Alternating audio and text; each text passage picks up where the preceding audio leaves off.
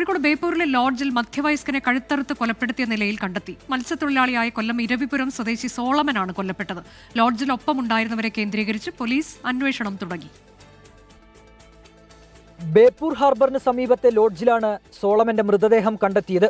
മുറിക്ക് സമീപം രക്തപ്പാടുകൾ കണ്ടതിനെ തുടർന്ന് ലോഡ്ജ് ഉടമ അകത്ത് കയറി പരിശോധിച്ചപ്പോഴാണ് മൃതദേഹം കണ്ടത്. പുറത്ത് കുറേ രക്തക്കറ കാണുന്നുണ്ട്. ആദ്യം ഞാൻ പാൻ തുപ്പിടണം വരേണ്ടി വരും. അതാണെന്ന് വെച്ച് ഞാൻ ആദ്യം തുണിയാണ് തുടച്ചു നോക്കി. പിന്നെ നോക്കുമ്പോൾ അപ്പുറമൊക്കെ രക്തം കാണുന്നു. മാത്രമല്ല കൂട്ട് ലോക്ക് ചെയ്തിട്ടില്ല, അതേ ഇതിൽ വെച്ചിട്ടുണ്ട്. അങ്ങനെ ഞാൻ തുറന്നു നോക്കിയപ്പോൾ ബോഡിയാണ് കാണുന്നത്. അനീഷ് എന്നയാളുടെ പേരിലാണ് മുറിയെടുത്തിരുന്നത്. മുറിയുടെ താക്കോൽ സുഹൃത്തുക്കളെ ഏൽപ്പിച്ച ഇയാൾ 2 ദിവസം മുൻപ് വീട്ടിൽ പോയിരുന്നു. സോളമനൊപ്പം ഈ സുഹൃത്തുക്കൾ ഇന്നലെ രാത്രി മുറിയിലെത്തി. പിന്നാലെയാണ് കൊലപാതകം നടന്നത്. ഒപ്പമുണ്ടായിരുന്നവരെ കേന്ദ്രീകരിച്ചാണ് പോലീസിന്റെ അന്വേഷണം. ഇവിടുന്ന് കുറച്ച് ആളുകൾ മിസ്സിംഗ് ഉണ്ട്. അവരെ ചുറ്റിപ്പറ്റിയിട്ടാണ് അന്വേഷണം. ഫിഷിങ്ങിന് വന്നാണ് എന്താ കാരണം എന്ന് മനസ്സിലായിട്ടില്ല. ഇൻക്വസ്റ്റ് നടപടികൾ പൂർത്തിയാക്കിയ ശേഷം സോളമന്റെ മൃതദേഹം പോസ്റ്റ്മോർട്ടത്തിനായി കോഴിക്കോട് മെഡിക്കൽ കോളേജ് ആശുപത്രിയിലേക്ക് മാറ്റി.